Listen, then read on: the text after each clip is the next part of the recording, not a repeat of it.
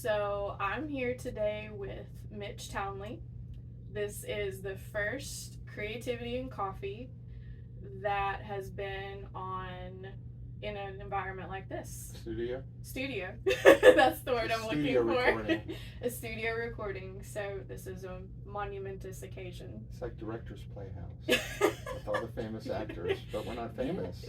You're kind of famous. Yeah, I'm not famous. You're kind of famous. Infamous. So this is very exciting. Thank you for coming. You're welcome. Yeah.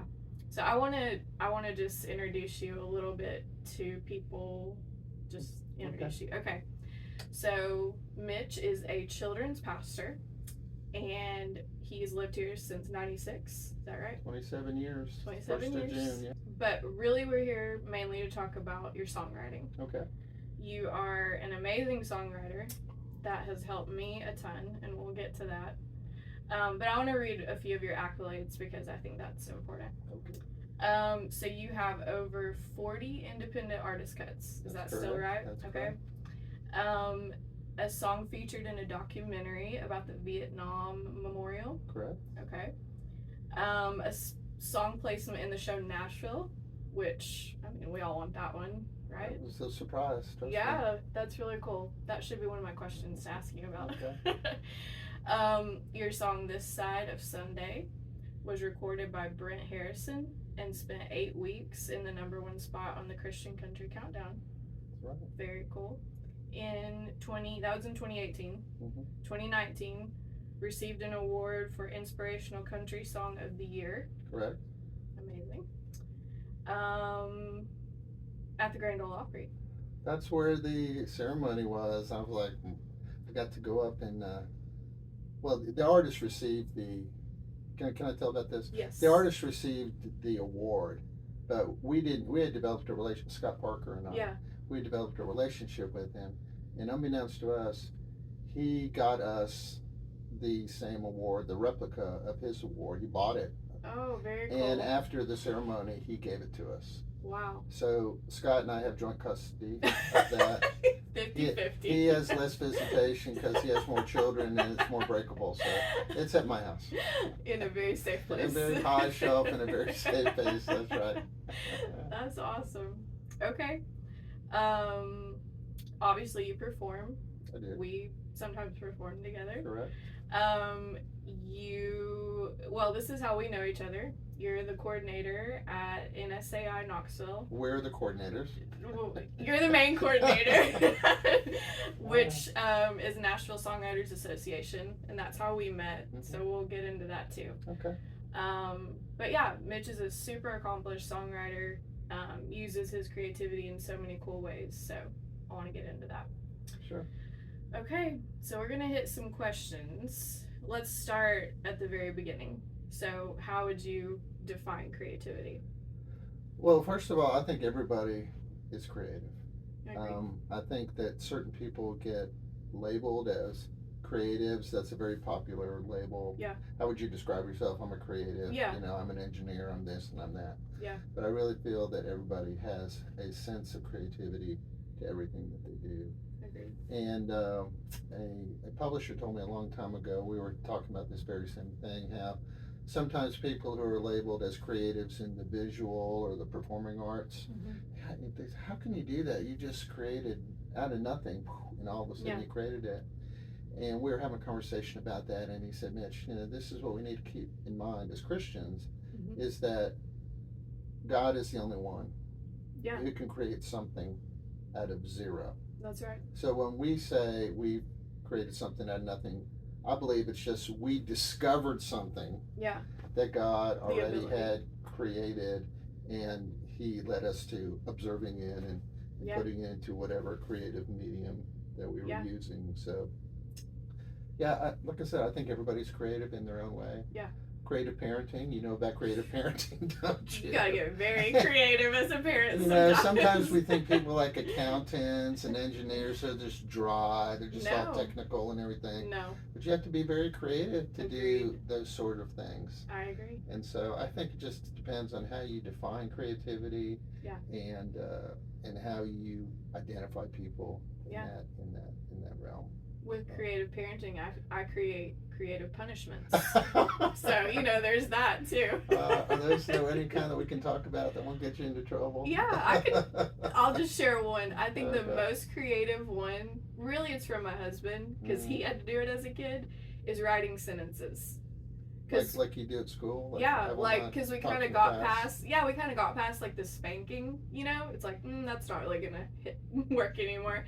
And we had one of our kids write sentences for a punishment. Like in notebook paper? Yeah. Stuff like that? Like, same one over and over. And it was effective? It actually really was.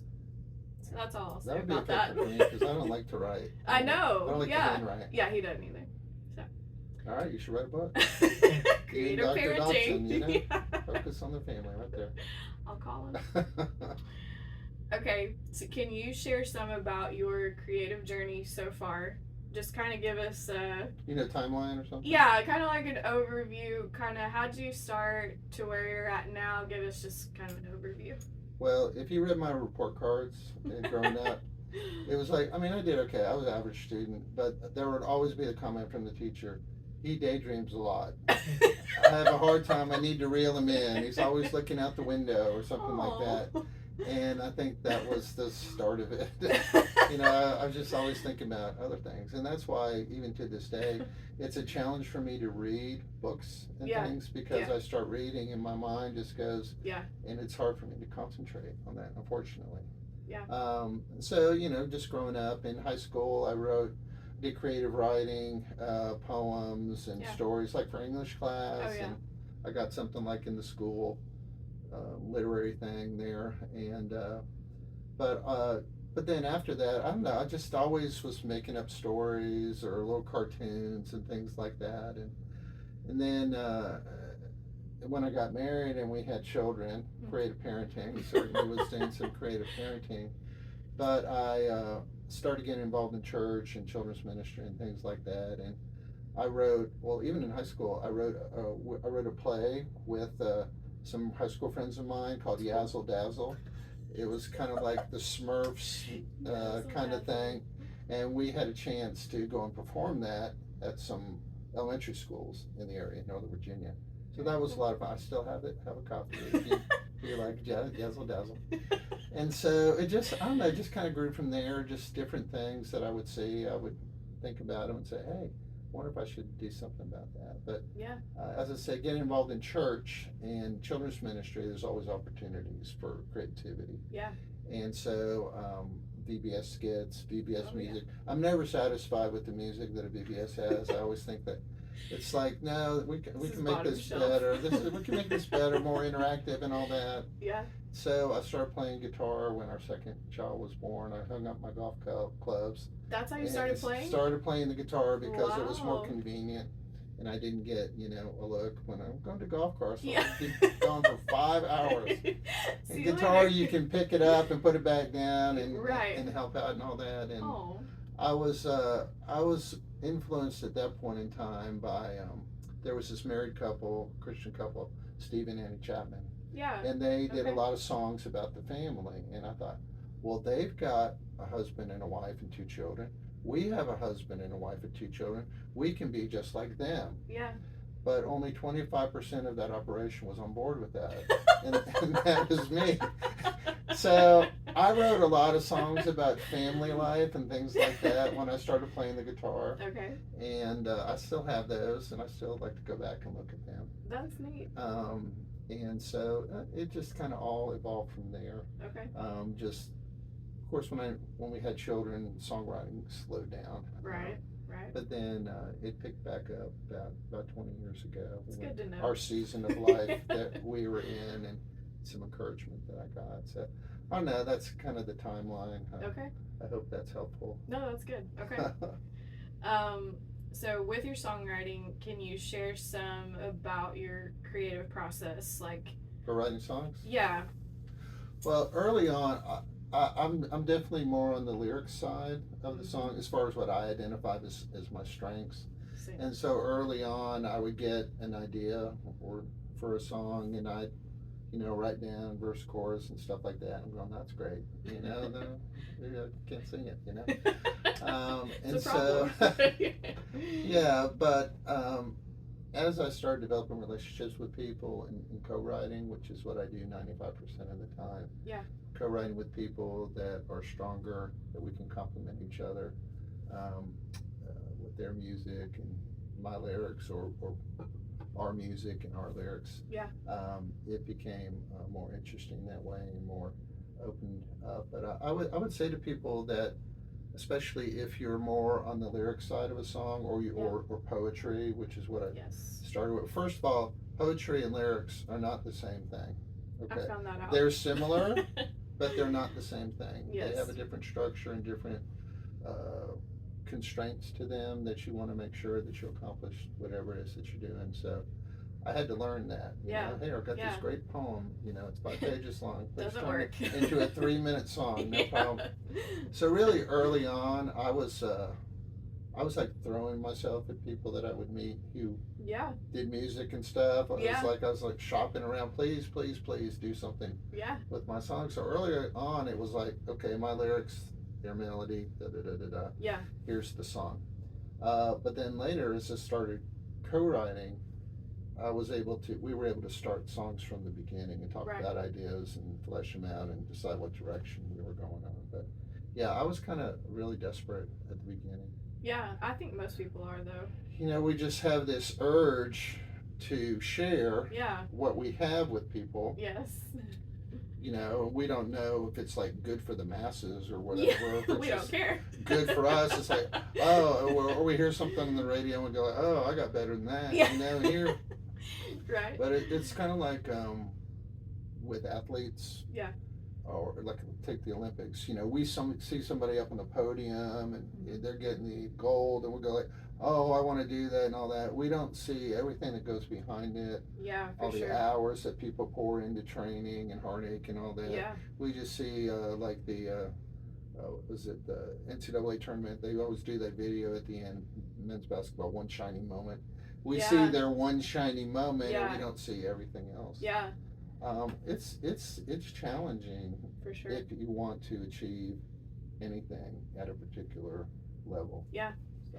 What is that? I'm gonna forget his name. A guy that I follow, Brent Baxter. Yes. He isn't he the one that always says it takes a lot of swings to get a hit? Oh well, yeah. Well, that's. Maybe that's more famous than him. I don't really follow that, but yeah, if you look at a professional baseball, if you have a 300 average, then you're that's like 3 a out big of deal. 10. Then you're a big deal. That means you miss 7 out of 10 times. That's right. Yeah. And so. Songwriting, I feel like, is like that. Well, it just, and this may relate to some other questions that you have, but I think it reminds me that we have to think about why we're doing what we're doing. Right. As let's just say, stay with songwriters. We have to think about why we're doing it. Right. Are you doing it for yourself? Is it like an emotional thing? Yeah. I think the big word for it is cathartic experience, Yeah. Y'all look that up, okay? I don't know how to spell Dolly it. Parton talks about it. Does she really? She uses that word? Well, in like her simple it's Southern a way. experience. She doesn't use that word, but she conveys the idea. Like, she basically just says, I wrote down her quote once because I loved it so much, but it was like, if I don't get all this stuff out of my head, it's going to drive me nuts. Well, yeah, I mean, we all have a release. Yeah. A mechanism for things that we experience, whether they're happy or sad, or usually, for a lot of people, it's sad things, emotional things that they're going on. And so creative things like songwriting allows us to process what's going on in our head and put it on paper. Yeah. And for some people, that's where it ends, and that's fine. It was what it was, therapeutic. Yeah. For the moment, and then there's other people that want to have their babies, their creative babies, share with other people so that they can hear it and experience what they experience from it. I think in the songwriting, our purpose for the song is to make someone laugh. Mm-hmm. You're good at that. Make someone cry. Get somebody up and dancing. Yeah. Help them forget about whatever's going on in their lives. So there's all sorts of targets that we can goals. aim for the songs. But you know, I have been asked before, you know, oh, you're a successful songwriter. Mm-hmm. Well, what does success mean? True. In the arts, okay? Very hard to define. Very hard to define. And I think most people, they define it commercially. Yeah, like money. Whether you're making any money or what you're doing. You know, you hear the stories about the girl that's dating some guy and he's an artist and the dad is like, what are you going to do for a living and all that. And, you're right. You know, it's like, well, this is my passion, man. Uh-huh. You know, and it's like, and I understand that. But I think you can do anything and be creative. Agreed. With songwriting or poetry or pottery or whatever it is. You just have less time. Parenting is I don't want to call it a profession, but it takes a lot of time. It kind of is. And so you're in a season of life where you have to parcel out your time and actually say, well, I'm scheduling 22 minutes at 11:30 p.m. Do not come in this door at right 11:30 p.m. to do some songwriting, and I'm going to be brilliant during those 22 minutes. Leave me alone. But then, depending on your occupation, like I've been blessed that being in the ministry, that I have a lot of flexibility to my schedule. So for the last 27 years, I've been able to, you know, dedicate Take that time. Say I'm going to do this on this day, and I've been able to write with people on that. But everybody doesn't have that. Yeah. But I think you can accomplish it in your own way. But just don't define yourself by whether it's made it to the radio or I agree. Somebody used it.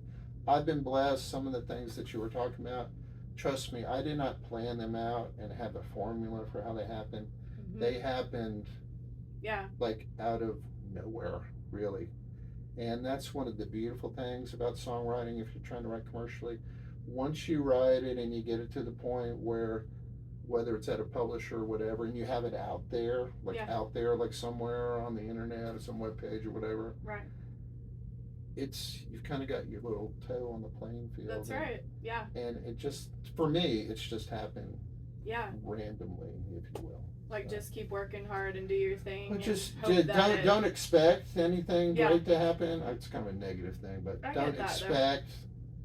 Just do it because you love to do it. Right. And to use bad grammar, because you can't not do it. Agreed. Okay, you can't not do it. And because you just enjoy doing it. Yeah, I'm with that. And there are so many professional songwriters in Nashville, they just spend so much time doing what they're doing, and they never, ever achieve any kind of commercial success. But they just do it because they love it. Yeah. Or until they can't afford to not have another job. Like all the waiters and servers in Nashville are songwriters or artists or something like that. But do it because you love it. Your passion doesn't have to be your profession, is what I'm saying. I like that. And most of the creative arts are not lucrative as far as having a career from. It's rare. But that doesn't mean that you can't do it. Yeah. You just have to find a way to do it and do whatever else you need to do to survive, which I think you should really end up loving too. Yeah. You know, I love being in the ministry. Right. I know that I was called to be in the ministry. Right. But I think we have to be willing to not make it our idol. Whatever we do is our idol, and that's kind of a harsh statement for some people. Well, I don't bow down to my lyric sheets, you know? Yeah. But you can be striving after something so much. Yes. That you lose, as a believer, you can lose your way. That's right. And you can start worshiping what you do instead of worshiping the one who gave you the ability to do. So it's I think it's 1 Corinthians 10:31 or 10:1 that says, whatever you do, do it all for the glory of God. Yeah. So sometimes I have to ask myself, especially during the years when I was really like had 2 or 3 songs going on at the same time and all that, I said, sometimes I said, God, please take this away from me. Yeah. It can creep in. If that's what you want to do, because I feel like I want to keep a balance here. Right. But I think that's anything, sports, anything that you do can be so fixated that you lose track of, who should be most important. That's great advice. Okay. So, when writing songs, where does your inspiration typically come from? It's interesting. In the past 4 or 5 years, as you get older, it's like harder to shop. Like you give your kids, well, what do you want for Christmas or whatever? So you end up giving them ideas, and you give them the Amazon link. And it's kind of like you bought it; they didn't come up with the idea. But so I find myself doing like T-shirts, like. Yeah, you've probably seen the one I wear. It says "World's okayest guitar player." Yes, okay. I identify with Self-confession. But there's one I found that said something to the effect of, "It may look like I'm listening to you right now, but I'm really writing a song." So if you're a friend of a songwriter, just know that if you're having a conversation. Anything you say, especially if you do like a real zinger thing, and all of a sudden their eyes go like that, and you get real big, and they go, "Excuse me, I gotta use the restroom." They're really going to talk into their voice recorder on their phone or write something down. "Oh, I'm back now. What else were you saying? Can you speak into my phone, please?" So everything is fair game. I like and so, that. As songwriters, I mean, if you're really consciously thinking about it all the time, our antennas should always be up for what we're listening to and what we're saying, because the most random thing that's so true can spawn an idea, and maybe not like a whole song or something, but you store it away and you say, "Oh, that thing." For example, well, specifically anything. Literally, things that you hear, things that you see. I was driving around. That's a lot of years ago. I was driving around in rural Tennessee, down in Midway, Tennessee, and I drove past this convenience store that had one of those signs out front, where you can change the letters, and it said, "Hot wings, fresh bait, and cold beer." Like in that order. It's like the only thing you need in life, and I'm thinking, wow. And so that ended up being the seed thought for a song I wrote for somebody about this Lacey May girl who worked at the store. That's and they're all here for the hot wings, fresh meat, and cold beer. That's amazing. And so just things like that. Probably one of my more successful songs, as far as being recorded by an artist. My song called "Numbered." That's one of my favorites. It's been recorded, I think, at least 5 or 6 times now. It's a really good one. And that came about because another songwriter friend of mine told me about this pastor that she likes to listen to online. And I was listening to this pastor, and he just said in his service that all our days are numbered, and we don't know which one we're on. It just like, boom! There it is. So I talked to my songwriter friend who told me about it. I said, "Did you listen to the same sermon? Did you not hear what they said?" She goes, "Yeah, I heard it, I said, "Well, I just want to get permission from you to use this line from this pastor, because I don't want to feel like I'm stealing something from you." You didn't want to commit a thought crime. She was just like, a thought crime. I like that. And she was just like, "Oh, yeah, whatever." That's funny. Well, as it turns out, she had another songwriter friend who, not from the sermon, I don't know, he wrote to the exact same hook. What? He wrote to the exact same hook. Literally the exact same line? The exact, all our days are numbered, you know that. And, and so, I mean, several years after I wrote or whatever, she does this post on Facebook. "I can't wait till y'all hear this song by my friend. It's about all our days are numbered." And I thought, this is so sweet. She's talking about me. And she said, "You can go to this link, and at this minute in this podcast or whatever, you can hear it." And I'm going, "Wow, this is awesome." And I went, and it was the other guy's song. And I thought, oh, she wasn't talking about me. Did you ever figure out how it happened? I don't coincidence? remember if I asked her or not. Okay. But that's like, oh, that then was you unfriended that her. Was no, we're still friends. Still friends. She helps out with things. So you just never know where music's going to take you. I like it.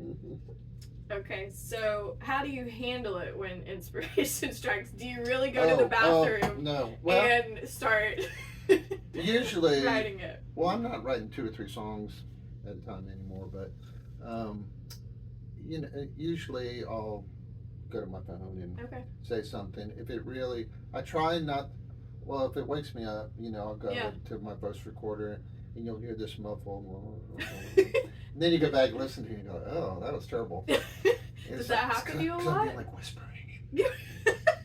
And it's like, it's really creepy off key, recording. Off key, and it's like, it doesn't happen a lot anymore, but it has, and there have been times where I'll do it and then I'll go back to sleep, and there's times I try to go back to sleep and I can't, and there's been times where I've gone to the computer and actually typed things out because I don't want to lose them. Yeah. But most of the time now, I do most of my writing now at Songwriter retreats. Yeah. The 2 Red House retreats that we do. Yeah. One in February and one in October now. Yeah. Where I get together with the friends that I'm talking about. Yeah. We get together like 5 or so songwriter friends, co-writers, for like 3 days, and we crank out 5 or 6 songs. Yeah. So that's how I write mostly now. Okay. But as far as the inspiration goes, a bunch of years ago, again, my daughter's trying to be creative, and their gifts from it. Dad, you're the worst, hardest, because you just buy, when you want something, you just buy it. You don't save it for anybody. So they bought me this notepad that you can put in the shower.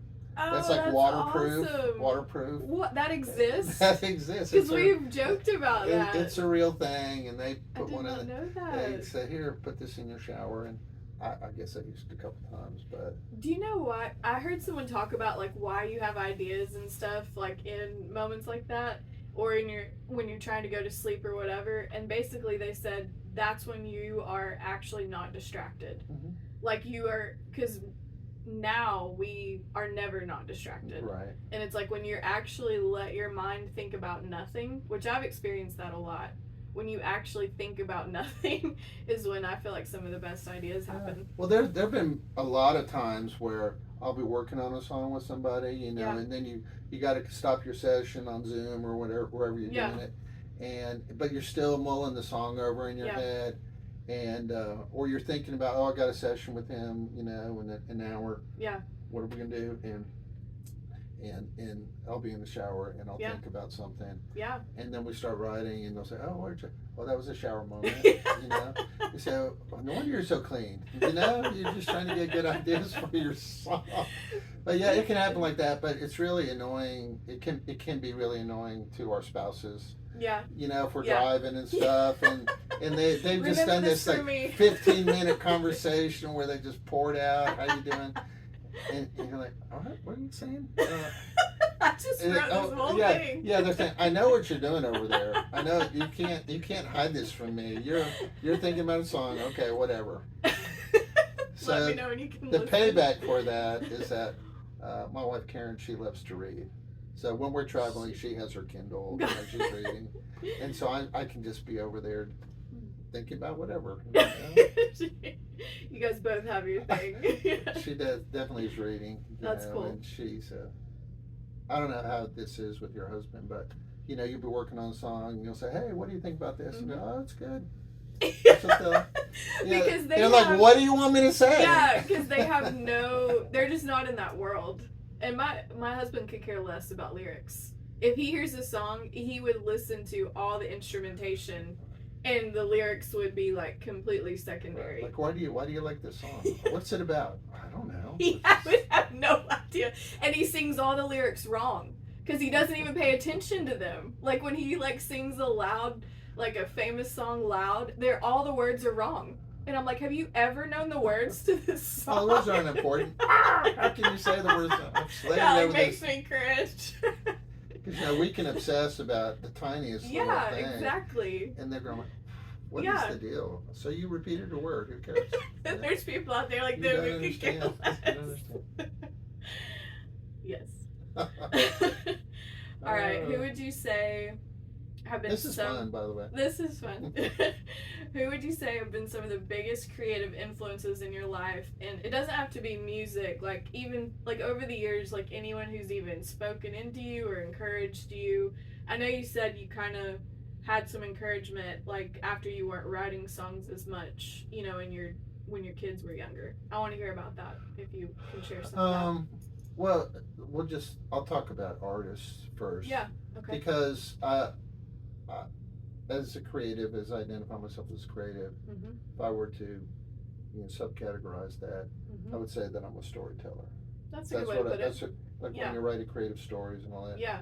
I enjoy the storytelling process and telling a good story. Yeah. I come from a family that we told a lot of stories. That's cool. Growing up, it's kind of like God's people. That's the Hebrew true. People. That is true. It was a storytelling culture because they were writing things down, and I think it's something that we miss out on with acknowledging things. We can if we don't consciously turn all those things off and say, hey, let's just talk. Yes. So we told a lot of stories, just a lot of stories all the time. I mean, real stories. I love that. So I come from a storytelling background. Okay. And so I enjoy telling a good story. Yeah. Like there's been plenty of times where my wife would be explaining something that happened. I mean, you're not telling this right. Okay, first of all, that was way too short. It wasn't false. It was like, what, you're leaving out all these important, and you didn't have inflection and stuff. You were just like black and white. This is what happened. No, you gotta tell the story. So you started over. Well, let me enhance this for you a little bit. You have 20 minutes. How much time do you have? How much time do you have? So I was talking about the skits and things, and that's storytelling.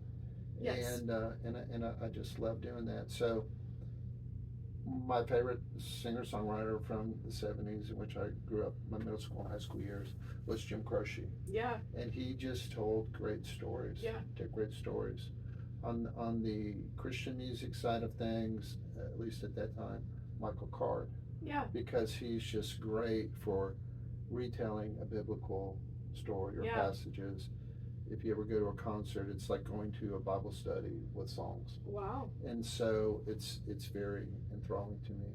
Cool. There's a lot of the Nashville country songwriters who no one ever knows who they are.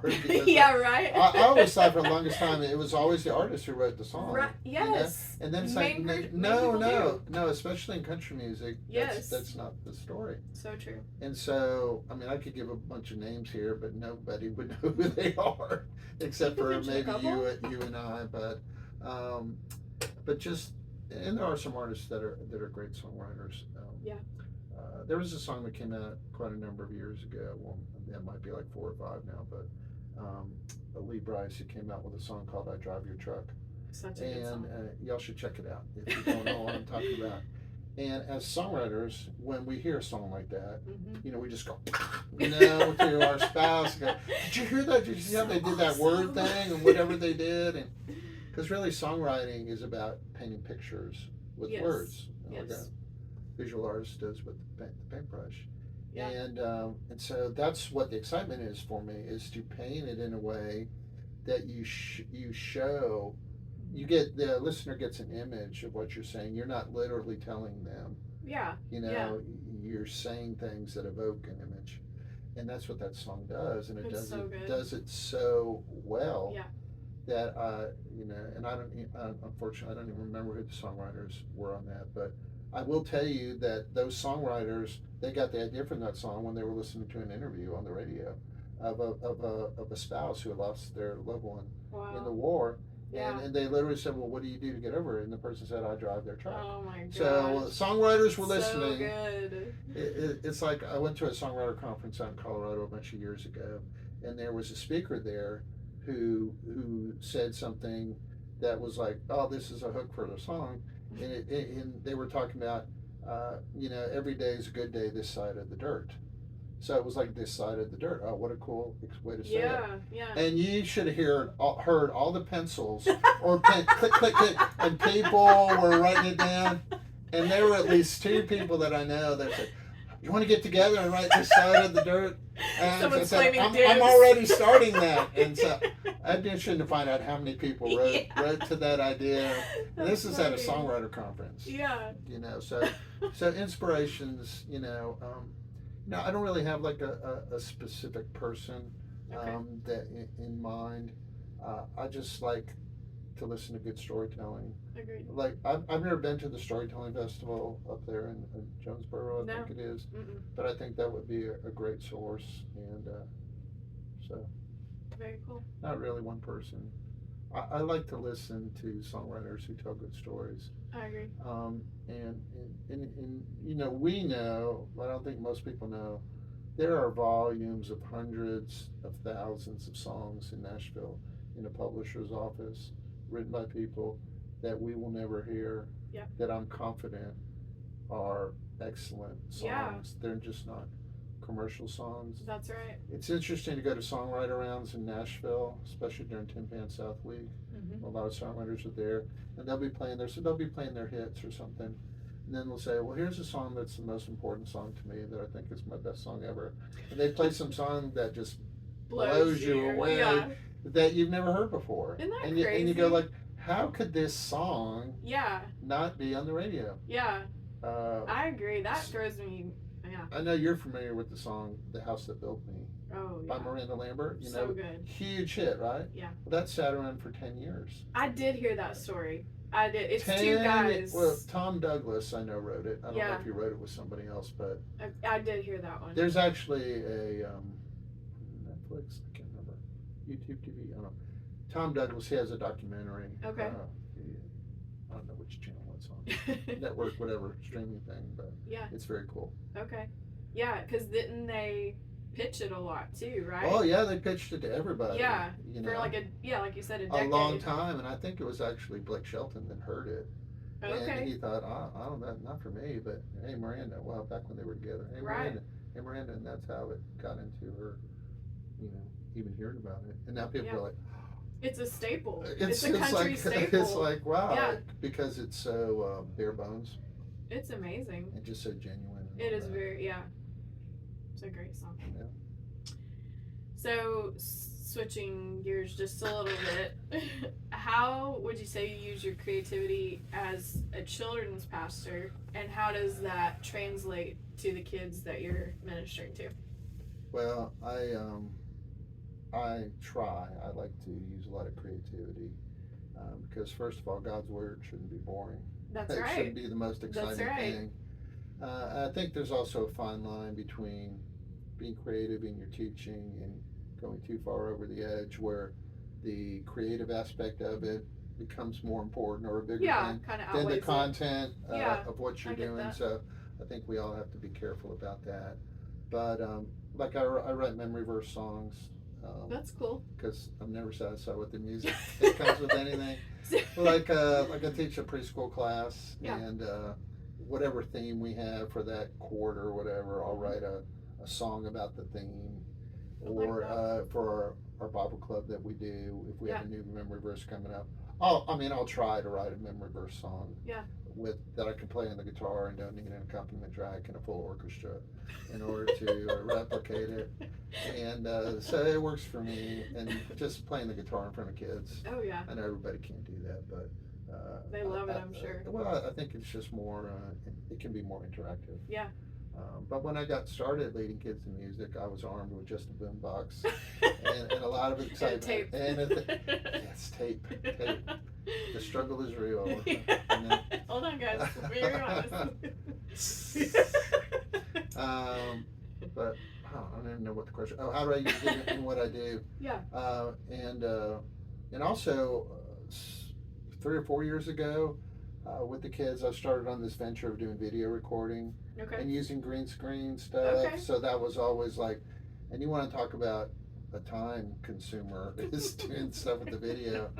And, you know, like you stay up till like 1 or 2 in the morning. Mm-hmm. Mom was going, you coming to bed or not? Yeah, just a couple more things. An hour later, That's me all the time. Making sure that it's a millisecond different. But I got so much enjoyment out of that. I spent like far too much time on it. Yeah. But I had the time to spend, so I spent far too much time on it. It's like 10 if it's like 1 hour or whatever you're doing that one unit, it's like at least 10 to 20 multiplication. So true. It's just because it takes a lot of time. But. And that was like kind of like a lesson that you were preparing for them type thing? No, it was more like we were using, instead of what's for children's choir, for the choir, okay. for the music program. Okay. You know, kids forget lines and stuff like that. So why don't we videotape it instead? Okay. The drama part of it. Gotcha. Or whatever. Yeah. And then you can come up and sing the songs live. Okay. So we would have like, okay, have a video scene, and now we're going to sing the song. Okay, I'm with you now. And so the kid was less nervous for the kids, and I got to use all the green screen stuff, and very cool. And I got to have fun too. So I think we did like 3 or 4 of those, and then of course in my mind I'm justifying, why did you spend 100 hours doing this? Like, oh, we've got a keepsake for the parents. We can give them. We can put it on our YouTube page. It's a blessing. It's worth it. But it is worth it because I get to go back and watch them. See it. Yeah. And I get to say, if you ever run for president, okay, this they're going to call me, and I'm going to have the stuff on you if you want something to be embarrassed. I like that. Okay. So it's just every aspect of children's ministry. You try to infuse it. Absolutely, because I don't want to be bored with what I'm doing. Yeah. So I want to make it exciting for the kids. And you do have to have this certain element of holding their attention. Well, you do. Yeah. You know, it's that balance between. Yeah. So, you know, I'm doing lessons where the review game is like in the Jeopardy format or something like that. And because cute. I want to have fun. Oh, yeah. That's so. what children's ministry hopefully is it's been helpful. Oh, I'm sure. Hopefully it's been helpful. Yeah, well, they probably memorized memory verses because of you in the form of a song or whatever it is. I remember I memorized the books of the Bible in a song. Right. I remember certain songs that I sang in children's choir in like 2nd grade. Sure. I can still spout some of that off. Well, that's the thing about music. It sticks. It does. You know, but there's the downside of that, well, at least for me, is like growing up, there was certain music that I was listening to that I'm probably would never listen to again. Yeah. And every now and then it'll come to my head, and I'll start singing the lyrics, and I'll go like, ooh, wow. Didn't know that. Really, I just, like your husband, I just like the beat. I had no idea what this song was about. They can sneak up on you. You're like, oh. Well, you're very encouraging with others in their creativity, and I know that because you did that with me, and I want to talk about that. But just a little story about when you and I met. Mitch was the coordinator of NSAI, and I joined as a member, but I had never been to an in-person meeting. And I remember I had a song, and I reached out to you like in an email, and I was like, I don't know if I should come. I don't know if I should bring my song. I was just really nervous about all of it. And you were like, well, can you just send me the song? And I was thinking, okay, I guess. Who's this person? Yeah, like, I don't know. I don't know you. So I sent it, and I just remember you were like, I definitely think you should come. I definitely think you should bring this, and just, let's see what happens. And was it the contest thing? Yes, okay. Yeah, and it turned out to be like a big night, and I didn't know, and anyway. But you just were always really good about, I feel like you're very good at, I'm trying to think of the right way to say it. You don't think everyone wins in the sense that every song is amazing all the time, but you're very good at extracting, like, this is good, this part of the song is good, and you have something to work with, and you always find a way to just encourage everyone around you, I feel like, which is an amazing quality. Because you've done that with me a lot, and it's helped me a ton. Mm-hmm. So, can you explain, you may unconsciously do that, I don't know, but can you explain why you do that and why it's important? Well, generally speaking, I like to think of myself as an encouraging person, no matter who it is that I'm talking to or whatever it is that we're talking about. And I don't know that I consciously do it. Mm-hmm. I think maybe it's something that I haven't always done, and maybe I grew into it just because of working with people as long as I have, either in ministry or in education, which I was in before the ministry. Well, think about your questions. Well, what's the alternative to being encouraging? Is the alternative discouraging? Yeah. Or is it like a neutral thing where you're not either one of those? You're just like, I think it's very important to listen to people. Yeah. And well, as songwriters, it's really hard to listen to people sometimes because we start thinking about things. But True. to give people our attention when we're in the moment, because most people like to be heard. Yeah. Okay. And most people like to hear their name, Casey. So when you have a conversation, I think you'd like to say their name, Casey. Yeah. Because everybody, there's a lot of similar things that people go through and that we're thinking about from the day to day, and a lot of it has to do with our worth and our value. Yeah. And I intentionally didn't say self-worth because I don't, as believers, our identity needs to be in Christ. That's right. Right. Mm-hmm. And so, as far as songwriting goes, I think if somebody said, "I'm going to take songwriting away from you, Mitch," mm-hmm. but you still have the Lord. Yeah, I think we need to be willing to say, "I'm willing to give this up." Yeah, that's a good point. If I need to, if that's what we discern the Holy Spirit is telling us to do for whatever reason. Yeah. And I have a friend who recently did that. And so, as far as the encouragement goes, when I told you I was primarily on the lyric side. Mm-hmm. Well, about 20 years ago, when I started intentionally writing towards the commercial market, I had a person who I met on a songwriters forum mm-hmm. who took an interest in my lyrics. Yeah. And she was this person that I held in high esteem as far as her songs go. Mm-hmm. Her name was Donna Valentine. And I was just amazed. Donna Valentine wants to work with me on this song. Oh, this is so amazing. And so we wrote a lot of songs together, and we're still friends and all that 20 years later. But she said what she appreciated about me as a lyric writer was that I wasn't married to my lyrics. I wasn't like, here, take these lyrics and write a song about them. Yeah. I don't want to change anything. Right. Because some people are like, yeah, don't touch it. Don't touch mm-hmm. it. This is the best it's ever going to be. Yeah. And she said, what I appreciated about you was the fact that you were willing to change it. Yeah. And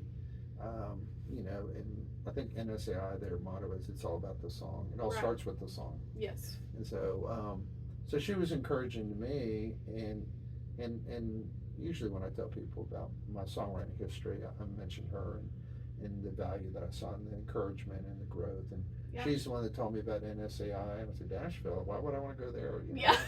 What? You're only 2.5 hours away. She was in Colorado. Okay. Said, why don't you? No. What are you talking about? So she was a member? She was a member. She was a coordinator in her area in Colorado. And anyway, that's all that got started. Okay. And so I find it rewarding for me personally. Yeah. Not as an ulterior motive, but it's pleasant for me. It's a blessing for me if I can, or have been, an encouragement to you. Yeah. Because creatives, songwriters, we need to encourage each other because there's so much worldly discouragement. I mean, we're talking about the baseball player. Well, you go send a song, you're going to hear no or not thanks. It's like the killer expression. He goes, man, this is a great song. I just don't know what I can do with it. Yeah, great. It's kind of like, here's the good news. You got a great song. Here's the bad news. I can't do anything with it. Yeah, and you're like, what does that even mean? What does that even mean? Like, how can it be a great song and you can't do something with it? Because there's so many things that have to do with the music business. Yeah.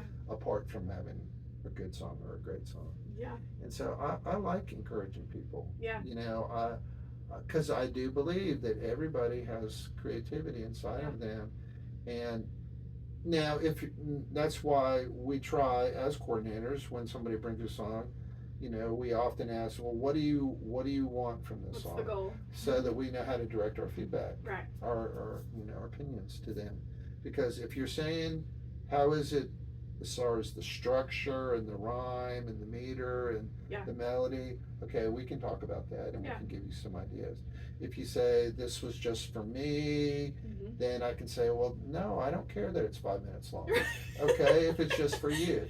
But if you want to write a commercial song, it's usually like 3:30 or whatever it is these days, and this is kind of the general box that it needs to there's fit definitely in. A box. There's definitely a box. Yep. And so if you're not interested in trying to write it that way or rewrite it to that, I'm just telling you what people tell me. That's right. I'm just telling you what the publishers tell me. Excuse me. But these are the things that I've learned. So I think it's important when you've done something for a while, you hopefully gain a certain perspective or wisdom about it. Is to be able to share that wisdom, not like you're some great grand poobah or something. No, you're good sitting at that. on the mountain and going, let me impart. Daniel-san, you're some songwriter Yoda or something, right? You kind of are. Yeah, no. I don't know. I guess I just do things the way I would like. I appreciate that Donna did for me and other people. Yeah. I found that 9 out of 10 professional songwriters that you meet in Nashville at a seminar or whatever, they're just so real and they're just so down to earth that they'll just talk to you about it. They're just ordinary people. Yeah. You know, they put their pants on one leg at a time, just like we do, hopefully. And they know, because they weren't always where they are as far as esteem status or commercial success. Right. And so, I don't know, I just think it's how we should treat one another. Yeah. Whether it be songwriting or anything, we should encourage. The world has enough discouragement. I agree. People that you don't know. You hear no so much. Who aren't doing the same thing. Or no, that's bad, that's bad, that's bad. Or whatever, you know, just pick it out. So I think the important part though with you is you still tell the truth. Like you don't fluff people and you don't like fluff them up with flattery or anything. You tell them the truth, but you're still encouraging. Well, which is and a kind lot of hard times, sometimes. Well, it is hard, and sometimes the more you know somebody and have a relationship, like I know there's certain things that I would say to you that I wouldn't say to somebody else because I don't know them. I don't know how fragile they are or whatever. If they're just getting started, you don't want to blow them out of the water. Yeah. So, and that's why it's important to ask them questions and kind of ask permission. That's true. You know, what are you asking me for here? Yeah. Do you want me to be like your mom and your dad and your grandpa, that everything is wonderful and you should be on the radio? But you don't do that, and I appreciate that. Well, it is challenging sometimes because sometimes, as doing what we do as coordinators, you know, we hear things and it's like you have to stop and say, not most of the time, but. What can I say about this song that would be beneficial to this person, but also encouraging for this person? Yeah. And it's like that with art. I mean, if I was to go down to the Knoxville Museum of Art and look around, I'd go like,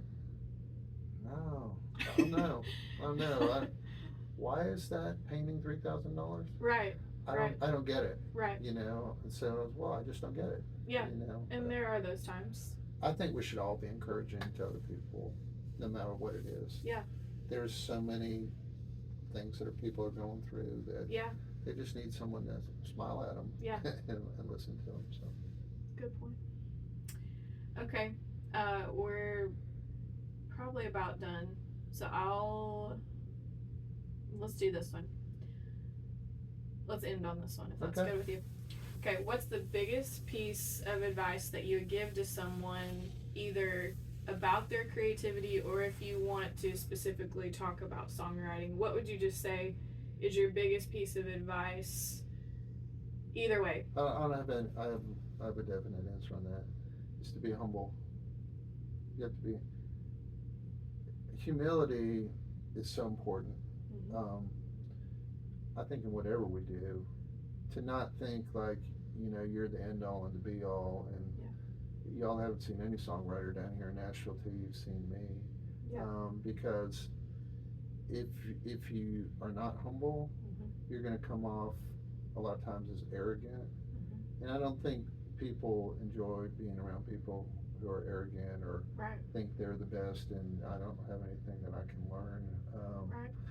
Because, I don't know, I just think that that's not a favorable personality to have, and I'm sure we've all met people like that, and I just personally don't choose to want to be like that.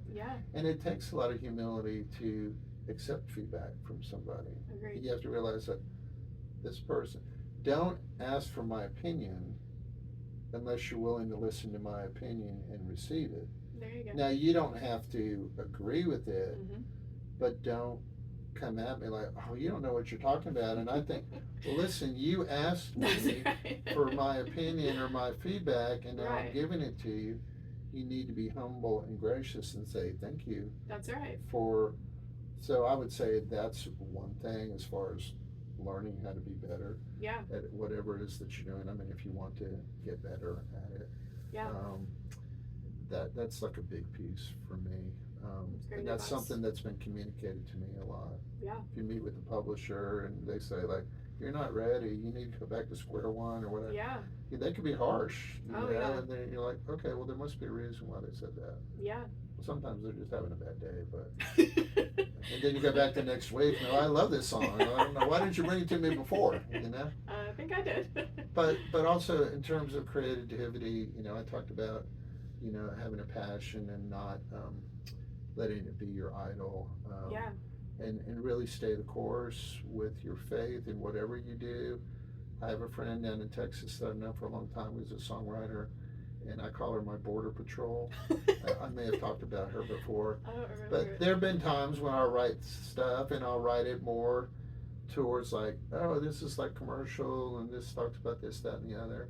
Not anything weird or like totally grievous, but because I'm my own worst critic when it comes to, I need to be sensitive, and being in the ministry myself, I need to be accountable to God for everything, right? So I call my border patrol. Every now and then I'll send her something. Well, what do you think about this? Have I crossed the border here? Have I crossed the line? Which is really funny because she lives in Texas. It's a different border. And most of the time, she goes, what are you worried about, Mitch? Yeah. It's like, I said, I don't know. I just need to know. I just need to know. So I think find yourself, if that's something that concerns you, find yourself an accountability partner. Yeah, I get for that. your songwriting, for the content of your songwriting. If that's a good point. So you don't, stray off the reservation or whatever too far and all that. But I would say just be creative. Do the thing that you want to do. Yeah. And then just whatever reason you have for doing it, just do it. Yeah. And don't measure yourself against people who've been doing it for years or whatever, or are successful, because you're successful with the song if you do one of the things we talked about. Mm-hmm. You make somebody laugh, you make them smile, you make them cry, you make them think about something in a different way. Yeah. You make them get up and dance. Even if it's just that one person. Yeah. I've gotten emails from people about songs that I've written. Yeah. That are just like, well, if that's the only thing that happens with that song ever, absolutely, then it's worth it. Yeah. And to remember that we're do it all for the glory of God, and we're writing and performing whatever we're doing for an audience of one, right? Right. And keep that in mind. That's and to so pray good. And to pray before you write. That's a great point. I'm not saying I do this all the time now, but early on when I started co-writing, I would say I didn't, even if I didn't really know the person, they said it would be okay if I pray. That's awesome. And and I did have the opportunity to share the gospel with a co-writer before, and just talk to her, and it's very interesting. Yeah, invite the presence of God. I know we're out of time. Can't hurt. Yeah, we are. But wow, has it really been an hour? Yes. It doesn't seem like it. Thank you for coming. It was Casey. Amazing. Check Co-coordinator. Check Mitch out on you have a lot on YouTube. Can you share where people can find you? I was looking at, well, if you just go to YouTube and put my name in, you'll find it. I was looking, I've got like 126 videos on YouTube. You have a great YouTube channel. And a lot of them are they're music videos, performing videos, and during the pandemic, the Goofy videos that those were fun. The WBIR played on their station. Yeah. Fortunately, and somehow that happened. I remember that. Yeah. With the Tennessee Vols and the pandemic. I do remember that. Fight Corona. Yeah. No, you have a lot of your songs though on there too, don't you? I have a lot of my songs like playing out or other people singing them and all that. Awesome. So I have a music video of Numbered. Yes. Dropping tomorrow on YouTube, recorded by the Fortner brothers. Okay. For Christ. It's a set of triplets and their older brother out of Alabama. Oh. And they recorded my song several months ago, but they made a music video of it. I definitely will check which that is out. very cool when somebody does that. Very cool. I can't even imagine. That they would spend all that money to make a video, and it's the song that you wrote or co-wrote. Dang. So that's coming tomorrow. Congratulations. Excited. Yeah. Thank you, Casey. Mitch Townley.